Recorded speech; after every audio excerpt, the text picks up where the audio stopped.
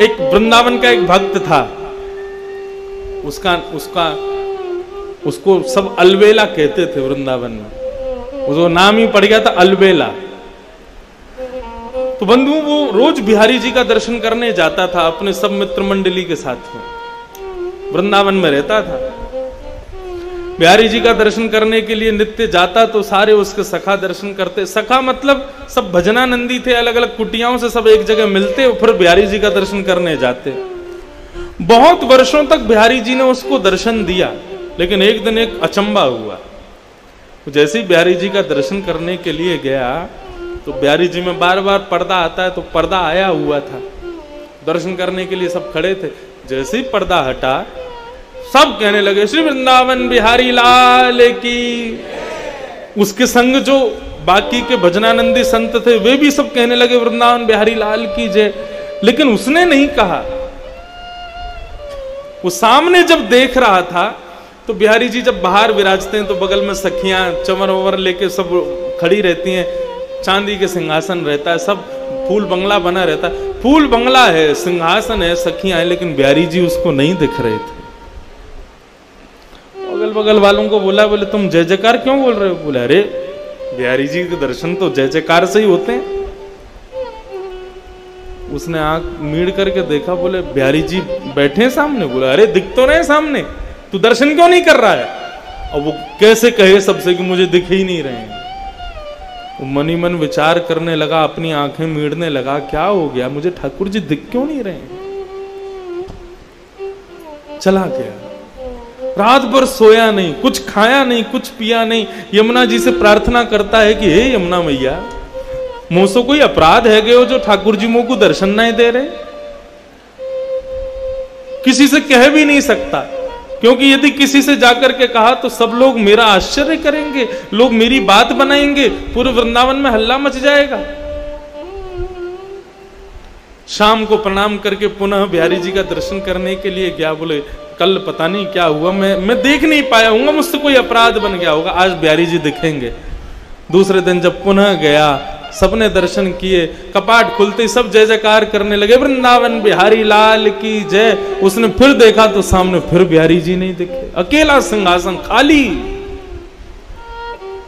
चिंता में पड़ गया, ब्लड प्रेशर हाई, पसीना पसीना हो गया। मुझसे क्या अपराध हो गया, बिहारी जी मुझे दिख क्यों नहीं रहे हैं? किसी को पता ना चले तो उनसे बड़े अलग ढंग से पूछता है, बिहारी जी की पोशाक बड़ी सुंदर है ना? तो बताते हैं हाँ आज तो पीली पोशाक पहनी है, हाँ देखो कमल की माला पहनी है, बिहारी जी का मुकुट कितना सुंदर लग रहा है, बिहारी जी की सुंदर देखो क्या छटा दिख रही है, गाल ऐसे चमक रहे हैं। सुन करके रोने लग जाता, बोले मुझे क्यों नहीं दिख रहे हैं? रात भर नहीं सोया, 2 दिन हो गए, ना सोया ना खाया ना पिया, कुछ नहीं, बस इसी चिंता में है कि बिहारी जी मुझे दर्शन क्यों नहीं दे रहे।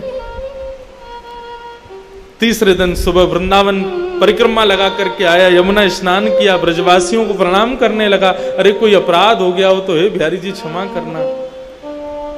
अपनी दोनों उंगलियों को मीड़ करके आज एक बार अपने ऊपर विश्वास करके तीसरा प्रयास करता है, आज यदि बिहारी जी दिख गए तो ठीक, नहीं तो प्राणों का त्याग कर दूंगा।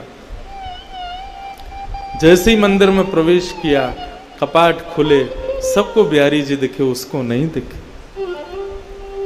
तत्क्षण निकल गया। यमुना जल में अपने प्राणों का परित्याग करने का मन बना लिया। बोले जिस देह को बिहारी जी नहीं दिख रहे, उस देह को जीवित रख के क्या फायदा? जिस देह से, जिन कानों से कथा नहीं सुन सकते, जिन आंखों से दर्शन नहीं कर सकते, जिन नाक से ठाकुर जी के चरणों की सुंदर सुगंधी नहीं ले सकते, जिस जीव से ठाकुर जी का प्रसाद नहीं पा सकते, जिन पैरों से प्रदक्षिणा नहीं कर सकते, उस देह का मतलब क्या है रहने का? निकल गया। बोले आज प्राणों का परित्याग कर दूंगा। यमुना के किनारे जाकर के बैठ गया, हे यमुने मैया कृपा करो, मुझसे कोई अपराध है गया? मुझको याद है मैंने ऐसो कछु ना कियो, जाके भाव से ठाकुर जी मुझको दर्शन नहीं दे रहे हैं। यदि मेरा कोई अपराध है, बिहारी जी मुझको दर्शन नहीं दे रहे हैं, तो या दर्शन ना देनो तो एक प्रकार से मेरो वध के समान है, मैं आज अपने प्राण त्याग दूंगा। यमुना जल में प्रवेश करने लगा अपने प्राणों के परित्याग के लिए। तभी एक व्यक्ति वहां पर आया, उसको कुष्ठ रोग हो गया था, उसको एक रोग हो गया था, उसके पूरे शरीर पर, पूरे अंग पर, पूरे मुख पर दाने हो गए थे। उस व्यक्ति ने आकर कहा, अरे महाराज रुको, अपने प्राण मत त्यागो, यदि तुम चले गए तो मेरा बहुत बड़ा घाटा है जाएगा। बोला तुम्हारा क्या घाटा होगा? बोले बाहर तो आओ, मेरी बात तो सुनो। वो बाहर आए, उन्होंने कहा क्या बात है, क्या कहना चाहते हो? बोले महाराज मेरे को एक त्वचा का रोग हो गया है। बोले अच्छा, तो इसका इलाज करवाओ, मुझसे क्यों पूछ रहे हो? बोले कि मैंने इलाज करवाया लेकिन मेरा ये दूर नहीं हुआ। मैं वृंदावन आकर के रहने लगा, तभी एक संत ने मुझसे कहा कि भैया यदि तुमको अपना कुष्ठ रोग दूर करना है तो मैंने स्वप्न में तुमको देखा था, और स्वप्न में बिहारी जी ने मुझे प्रेरणा दी कि यदि मेरा भक्त अलबेला इसको कह दे, इसकी गुहार मुझसे लगा दे कि हे बिहारी जी इसका कुष्ठ रोग ठीक कर दो, तो ये ठीक हो जाएगा। अलबेला बोला ये कौन सी विचित्र बात बता रहे हो, तुमको रोग हुआ और मैं बिहारी जी से कहूं कि इसका रोग दूर कर दे, और बिहारी जी तुम्हारा रोग दूर कर देंगे? जो मुझे दर्शन नहीं दे रहे वो मेरी बात से तुम्हारा रोग कैसे दूर कर देंगे? बोले आपका क्या लग जाएगा, आपको केवल इतना ही तो कहना है बिहारी जी इसको ठीक कर दो, मैं ठीक हो जाऊंगा तो सब ठीक हो जाएगा, आप फिर जो चाहो वो कर लेना, इतना कहना ही तो है। उसने कहा ठीक है, तुम्हारी बात मान जाए तो बढ़िया है, मुझे तो दर्शन हो नहीं रहे बिहारी जी के। हे बिहारी जी मेरे से तो कोई अपराध हो गया, मुझे तो दर्शन दे नहीं रहे हो, लेकिन इस भक्त का भाव है यदि मैं कह दूंगा तो ये ठीक हो जाएगा, इसलिए मैं प्रणाम करके कहना चाहता हूं इस भक्त का कुष्ठ रोग ठीक कर दो। जैसे उन्होंने कहा इसका कुष्ठ रोग ठीक कर दो, उसके अंग के सारे रोग दूर होने लगे, एक एक करके उसका समस्त जो जितना भी उसके अंग पर जो भी पीड़ा थी सब दूर हो गई। भक्त देखकर के आश्चर्य करने लगा, मेरे को दर्शन नहीं दे रहे, 3 दिन से मुझे दर्शन जिनका नहीं हो रहा वो मेरे एक बार कहने पर तुम्हारे रोग को दूर कर रहे हैं, मुझे समझ नहीं आ रहा ये हो क्या रहा है। इतने में सामने सांवरे सलोने श्री बिहारी जी महाराज प्रकट हो गए, प्रकट होकर के उसको दर्शन दे दिया। पहले तो दर्शन करके आनंदित हो गया, खूब रोया, बोले प्रभु मुझसे कोई अपराध हो गया जो मुझे दर्शन नहीं दिया, और ये सब क्या लीला है आपकी, मुझे एक बार बताओ, विस्तार से वर्णन करो, ये सब क्या हुआ है। बिहारी जी कितनी अच्छी बात कहते हैं। बिहारी जी बोलते हैं संसार के लोग मेरे मंदिर में आते हैं, सब कोई भी शांत नहीं रहता है, बोलते ही रहते, बोलते ही रहते, बोलते अपने सब कष्ट मुझको बताते हैं, किसी के परिवार में कष्ट, किसी के शरीर में कष्ट, किसी की मैया से दुखी, किसी कोई पत्नी से दुखी, कोई बच्चों से दुखी, सब कष्ट में हैं, सब मुझसे आकर के यही मांगते रहते हैं कि हे बिहारी जी कृपा करो। लेकिन आज तक तूने मुझसे आकर के कुछ नहीं कहा, तू सदा सर्वदा शांत रहा, तूने आज तक मुझसे कुछ नहीं मांगा, एक शब्द नहीं मांगा। तू जब भी मंदिर में आता है शांत भाव से खड़ा रहता है, मेरा दर्शन करके चला जाता है, कभी मुझसे कुछ मांगता नहीं। तो लोगों के मांगने से मेरे अंदर ऐसा भाव प्रकट हो गया, मैं केवल देना ही जानता हूं, उसके अलावा मेरे पास कुछ नहीं है। लेकिन अलवेला मेरे से आकर के कभी कुछ नहीं मांगता है, तो जो मुझसे कुछ नहीं मांगता ऐसे व्यक्ति को मैं दर्शन कैसे दूं? वो मुझसे कभी कुछ मांगता ही नहीं है, उसको दर्शन देने का तो मुझे अधिकार ही नहीं है। मुझे स्वयं पर एक ऋण जैसा लगता है, तू कुछ मांगता नहीं है तो, क्योंकि संसार के लोग मांगते हैं, तू नहीं मांगता ना, इसलिए मुझे ऋण लगता है, ऐसा लगता है मुझ पर लोन चढ़ा दिया तूने, इसलिए उस ऋण से उऋण होना चाह रहा था मैं, इसलिए 3 दिन से भाग रहा था। ऋण मांगने वाले जब आते हैं तो ऋण देने वाला भाग जाता है। ऐसे ही तू रोज आता था तो मैं रोज चला जाता था कि इसका ऋण मुझ पर चढ़ा है, मैं कैसे दूर करूं उस ऋण को। लेकिन आज मैंने एक लीला करवाई, तू 3 दिन से रो रहा था मुझे दर्शन दो दर्शन दो, मैंने कि पहले तेरा ऋण चुकता होगा तभी तुझको दर्शन दूंगा। तो मैंने ऐसी योजना बनाई कि तेरे द्वारा कुछ तो मांगा जाए। तो इस कुष्ठ रोगी का कुष्ठ रोग दूर करने का भाव तूने मुझसे मांगा, तेरा ऋण उतर गया, मैंने तुझको दर्शन दे दिया। इसका मतलब दो भाव में हैं। इसका मतलब ये मत समझना कि बिहारी जी से तो हम कुछ मांगेंगे नहीं तो बिहारी जी अदृश्य हो जाएंगे, नहीं। अरे विचार करो, बिहारी जी के सामने जाकर के केवल शांत रहोगे, कुछ कहोगे नहीं, केवल बिहारी जी का दर्शन करोगे, अपने मनोभाव कुछ नहीं व्यक्त करोगे। शांत व्यक्ति ठाकुर जी को अति प्रिय है। सबको तो मंदिर में मिलेंगे, तुमको कहीं एकांत में मिलेंगे आकर के, वहां दर्शन देंगे। इसलिए बिहारी जी को सदा सर्वदा प्रणाम करो।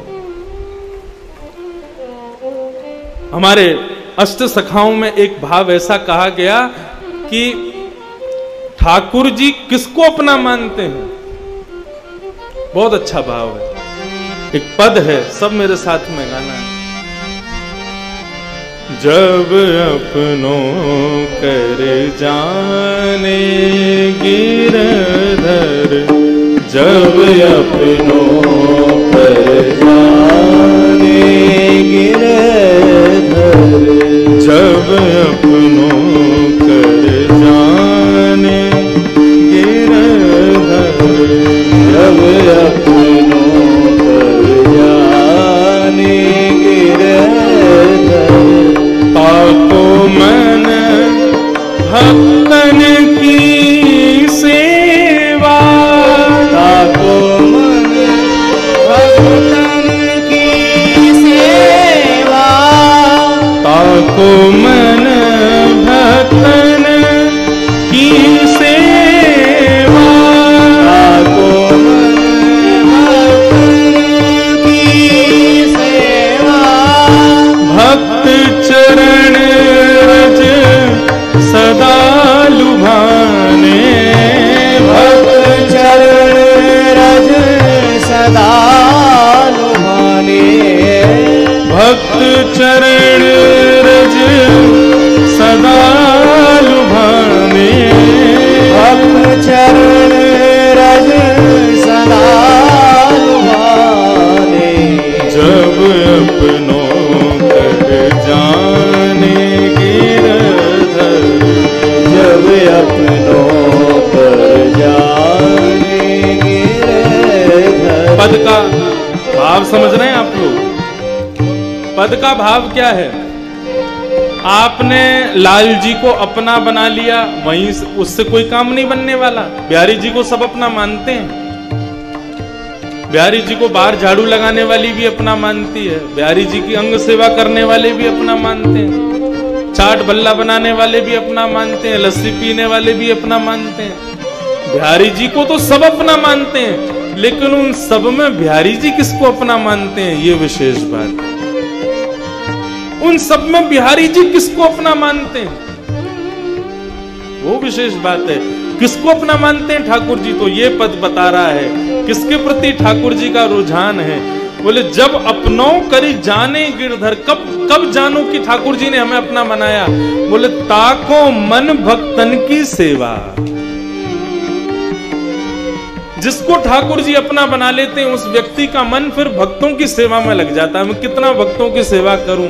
जैसे हमारे यहाँ साईं के यहाँ पर ठाकुर जी की सेवा तो होती है, लेकिन यहाँ भक्तों की सेवा भी खूब होती है। सबकी सेवा बढ़िया, सबका सुबेरे शाम बढ़िया नाश्ता भोजन कीर्तन सब बढ़िया, खाने पीने में कोई कमी नहीं, भूखे भजन ना होए गोपाला, बढ़िया भोजन पानी की सब व्यवस्था रहती, सबकी सेवा होती है यहाँ पर। तो भक्तों की सेवा में मन बढ़े, रुचि बढ़े, संतों की सेवा में रुचि बढ़े, तो समझना ठाकुर जी ने अपना बना लिया है। भक्तों को देखते ही, संतों को देखते ही आपका मन करे अरे यार ये और आ गए, अब इनको और प्रणाम करो, इनके पास और बैठो, तो समझना ठाकुर जी ने अभी अपना नहीं माना है।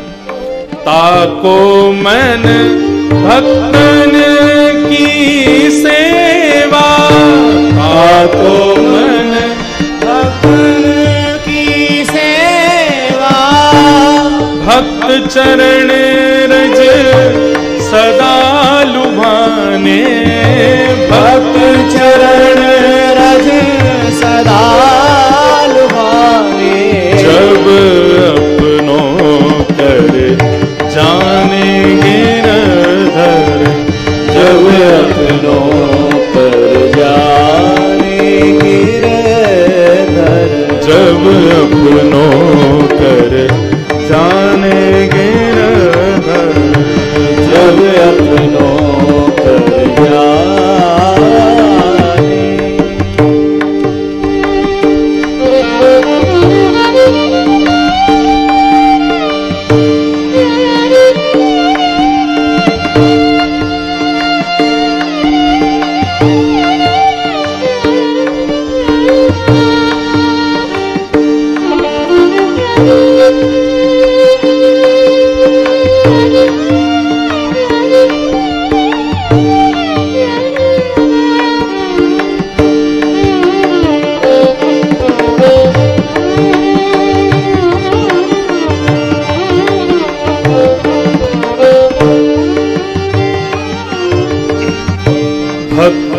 में मति भक्तन में गति, भक्तन में मति भक्तन में गति, भक्तन में मति भक्तन में गति, भक्तन में मति भक्तन में गति, हरिजन संगे हरि उर आने, हरिजन संगे हरि उर आने, हरिजन संगे हरि उर आने, हरिजन संगे हरि उर आने, कृष्ण दास मन वच क्रमकारी, कृष्णदास मन वच क्रमकारी, कृष्णदास मन वच क्रमकारी, कृष्णदास मन वच क्रमकारी, हरिजन संगे हरि उर आने, हरिजन संगे हरि उर आने, जब अपनों करे जाने गिरधर, जब अपनों कर जाने गिरधर, जब अपनों करे जाने गिरधर, जब अपनों कर जाने।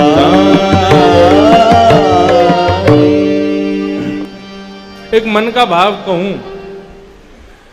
हम साईं से एक दक्षिणा लेना चाहते हैं अपने प्रवचन की, और दक्षिणा में हम चाहते हैं कि ऐसे श्रोता हमको हर कथा में मिला करें।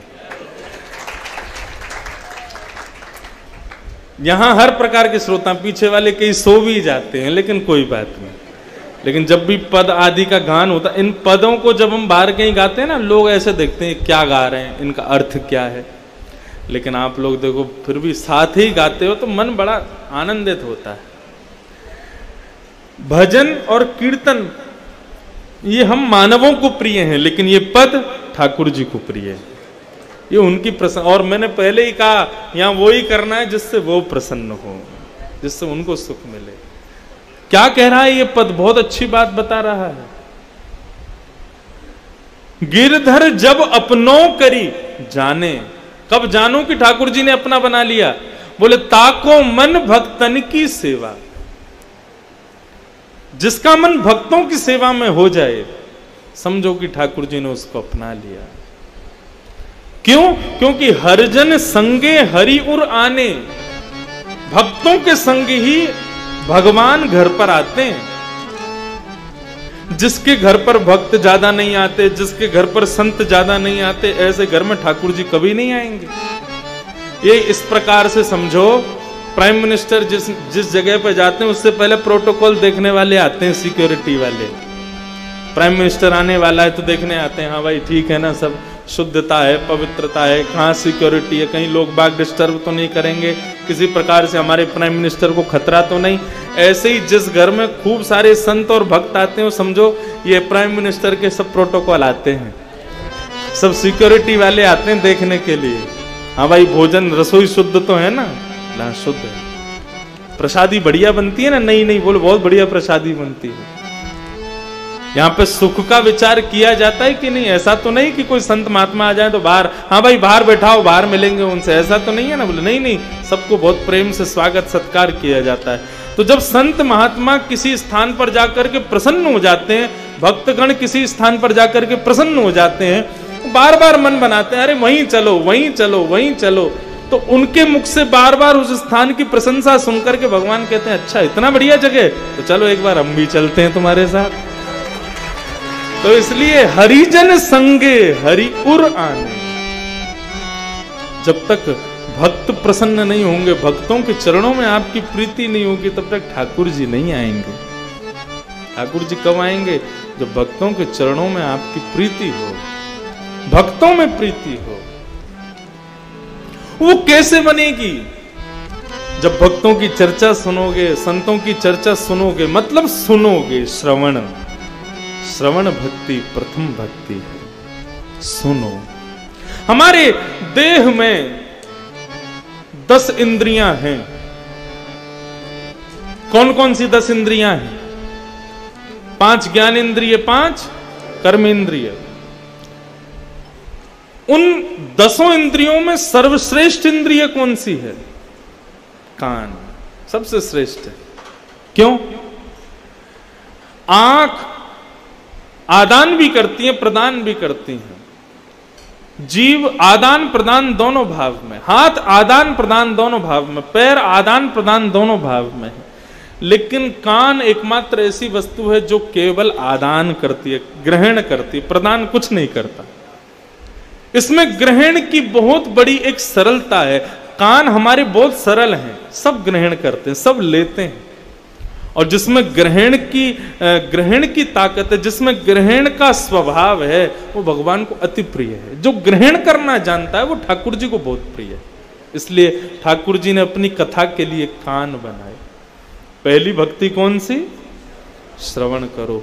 श्रवण कैसे करना चाहिए? 4 उपाय मैंने बताए, वैसे श्रवण होना चाहिए। वैसा श्रवण यदि हो जाए तो ठाकुर जी मिल जाएंगे। तो पहली भक्ति श्रवण। और दूसरी भक्ति क्या है? श्रवणम कीर्तनम विष्णु। दूसरी भक्ति कौन सी है? कीर्तन।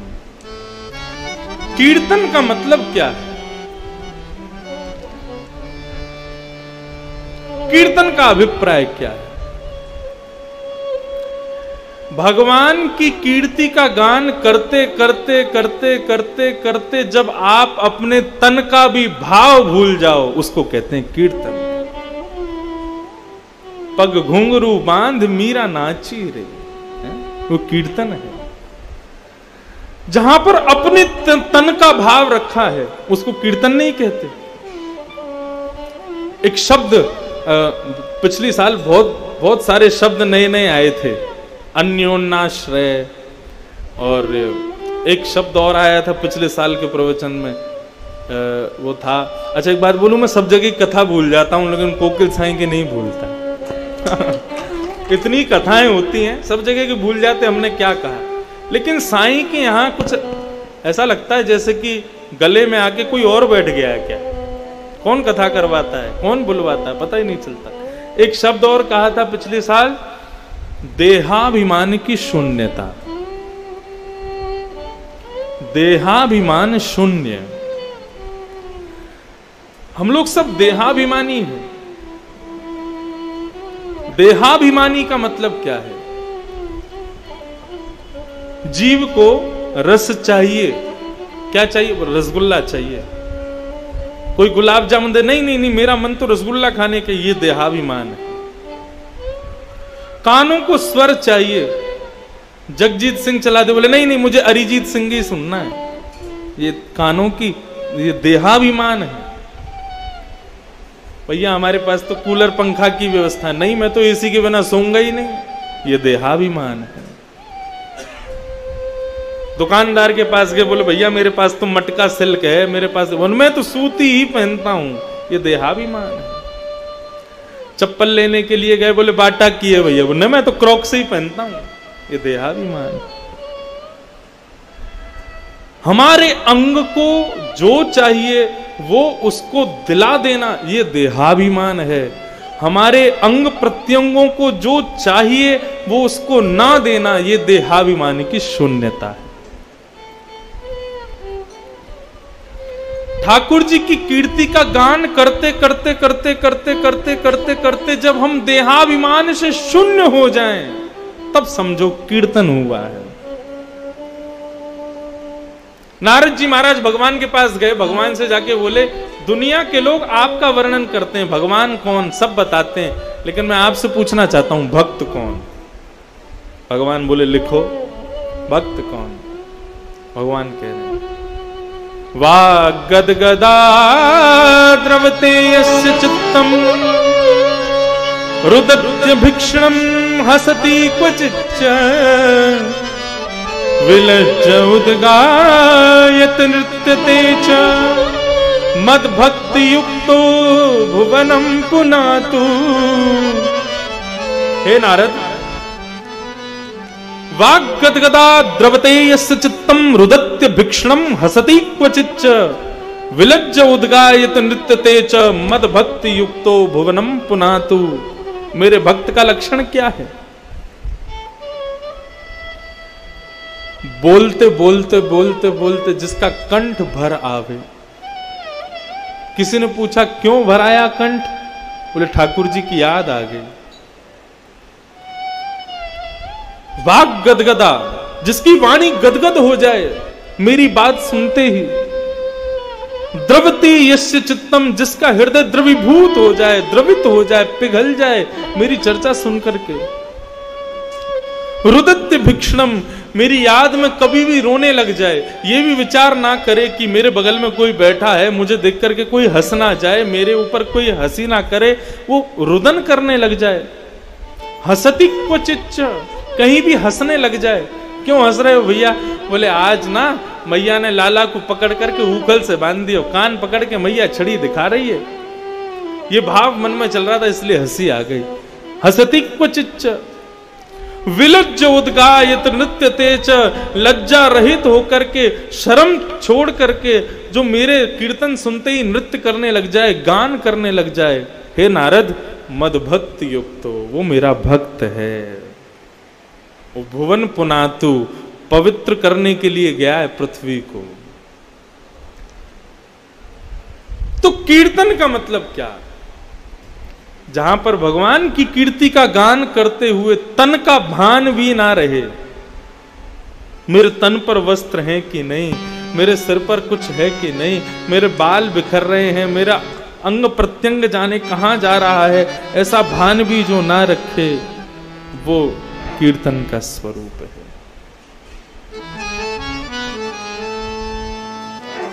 कीर्तन कब होता है? घड़े में से पानी दो स्थिति में निकलता है, या तो पानी को निकाला जाए या फिर घड़ा ओवरफ्लो हो जाए। दो स्थिति में पानी निकलता है, या तो घड़े में से जल डाल करके निकाला जाए या फिर ओवरफ्लो हो जाए।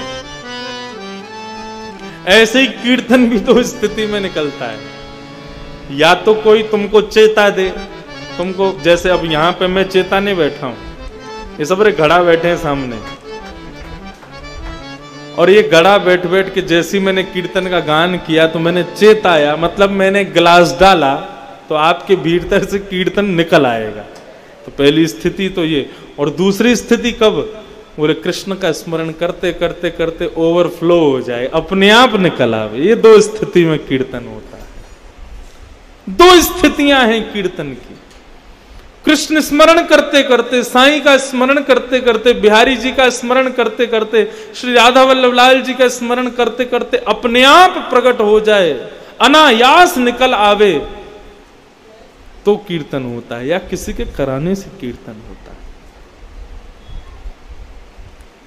साईं को देखते ही और यहां बैठते ही मेरा तो ओवरफ्लो ही चलता है।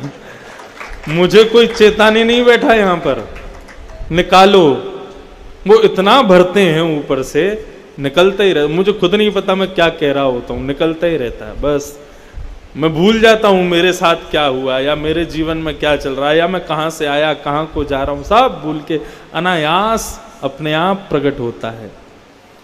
कीर्तन की ये दो स्थितियां। बिना श्रवण के कीर्तन नहीं हो पाएगा।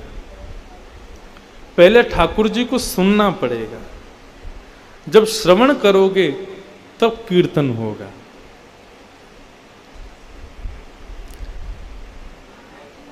मीराबाई जब ठाकुर जी का दर्शन करती है, ठाकुर जी का स्मरण करती है, उसको गाना नहीं पड़ता, अपने आप गाती है।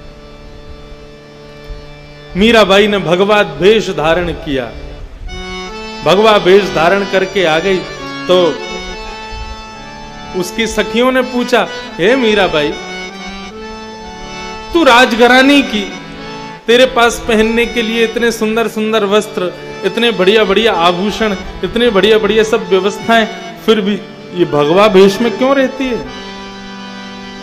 मीराबाई कितनी अच्छी बात कहती, जा भेषा मारो सांवरो रीझे, जिन भेषा मेरो गिरधर रीझे, मैं तो सोही भेष धरूंगी, ओ मैं तो सोही भेष धरूंगी, ओ मैं बैरागन होंगी,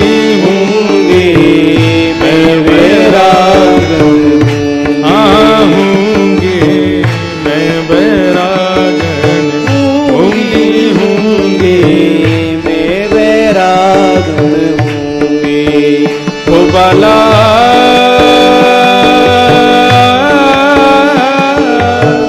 मैं बैरागन होंगी, मैं बैरागन होंगी, मैं बैरागन होंगी, मैं बैरागन होंगी, मैं बैरागन होंगी। पत्नी ज्यादातर वही श्रृंगार करती है, वही चीज पहनती है जिससे उसके पति को अच्छा लगे। हाँ? पति कहे कि तुम साड़ी में बहुत बढ़िया लगती हो, रोज साड़ी पहनती है। पति कह दे कि अब जो भी कहे, मुझे तो इतना अनुभव नहीं है। माय वाइफ, या कैसे भी सोनू भैया से पूछना क्या बोलते हैं। सब अनुभवी बैठे हैं, जिनसे पूछना, और जो भी बोले, अरे यार तुम ऐसे नहीं, ऐसे रहा करो, तुम ऐसे नहीं, ये कुंडल पहना करो, या ऐसे चुनरी डाला करो, या ऐसे बिंदी लगाया करो, ये वाली लिपस्टिक लगाया करो। पत्नी रोज वही निकालती है, वो मेरे पति को अच्छा लगता है। हाँ? हाँ? क्या समझ में ही नहीं आई, क्या कह रहे हैं? अच्छा, शांत रहे तो ज्यादा अच्छा। कौन? पति। ज्ञानी ते ज्ञानी मिले करे ज्ञान की बात, मूर्ख ते मूर्ख मिले दे घूसा दे लाल। अनुभवी से अनुभवी मिले तो करे अपने मन की बात। ये अनुभवी सब बैठे हैं, लेकिन फिर भी पत्नी का स्वभाव होता है, वो अपने पति की रजा में रुचि रहती है। उसको लगता है मेरे पति को ऐसे में अच्छी लगती है, तो वो वैसे रहती है, प्रयास करती मैं ऐसे ही रहूं। पति नहीं रहते, पति को पत्नी कहे कि आप ऐसे नहीं ऐसे रहो, पति उसकी ज्यादा बात ध्यान नहीं देता, लेकिन पत्नी बहुत ध्यान देती है। मेरे पति को ऐसे अच्छा लगता है तो ऐसे हम रहें। ऐसी बंधुओं हम वृंदावन वासियों के प्रियतम बिहारी जी। कोई मुझसे पूछता है, महाराज जी ये आप बगलबंदी क्यों पहनते हो, आप धोती क्यों पहनते हो, आप चोटी क्यों रखते हो, आप तिलक क्यों लगाते हो, गले में कंठी क्यों पहनते हो? मैंने कहा भैया, दुनिया के लोग जीन्स पैंट पहन करके बिहारी जी का दर्शन करने जाते हैं। बिहारी जी कहते हैं हाँ दिल्ली वाला आया है, पंजाब वाला आया है, कलकत्ता वाला आया है, आदि आदि देश के आए हैं। लेकिन जैसे कोई धोती बगलबंदी में जाता, ठाकुर जी हाँ मेरा कोई आया है, मेरा अपना कोई आया है। कोई तिलक लगा करके जावे, चंदन लगा करके जावे, सुंदर भेष धारण करके जाए, ठाकुर जी कहते मेरा कोई आया है। जिन भेषा मारो गिरधर रीझे, जिन भेषा मारो गिरधर रीझे, जिन भेषा मारो सांवरो रीझे, जिन भेषा मारो सांवरो रीझे, मैं तो सोही भेष धरूंगी, सोही भेष धरूंगी, ओ मैं तो सोही भेष धरूंगी, हो मैं तो सोही भेष धरूंगी, मैं बैरागन होंगी, हो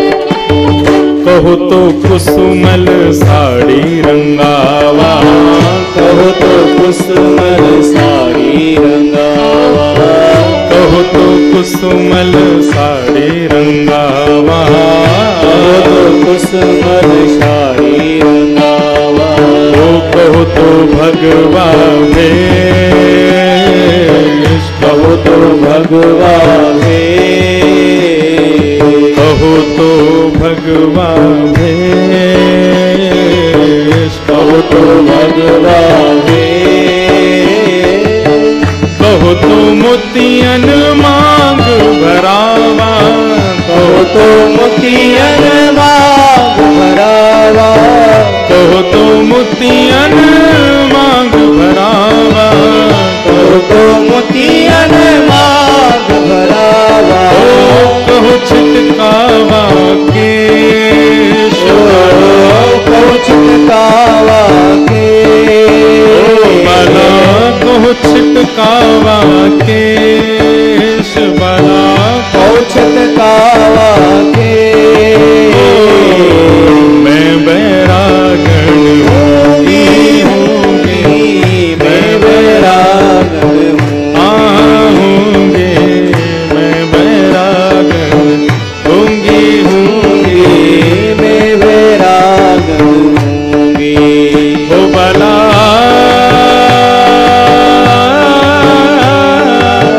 मैं बैरागण होंगी होंगी, मैं बैरागण होंगी, मैं बैरागण होंगे, मैं बैरागण होंगे, मैं बैरागण होंगे, मैं बैरागण होंगे, मैं बैरागण होंगी, मैं बैरागण गोविंद मेरो है, गोपाल मेरो है, गोविंद मेरो है, गोपाल मेरो है, गोविंद मेरो है, गोपाल मेरो है, गोविंद मेरो है, गोपाल मेरो है, मेरा बांके बिहारी नंदलाल मेरो है, मेरा बांके बिहारी नंदलाल मेरो है, मेरा रमण बिहारी गोपाल मेरो है, मेरा रमण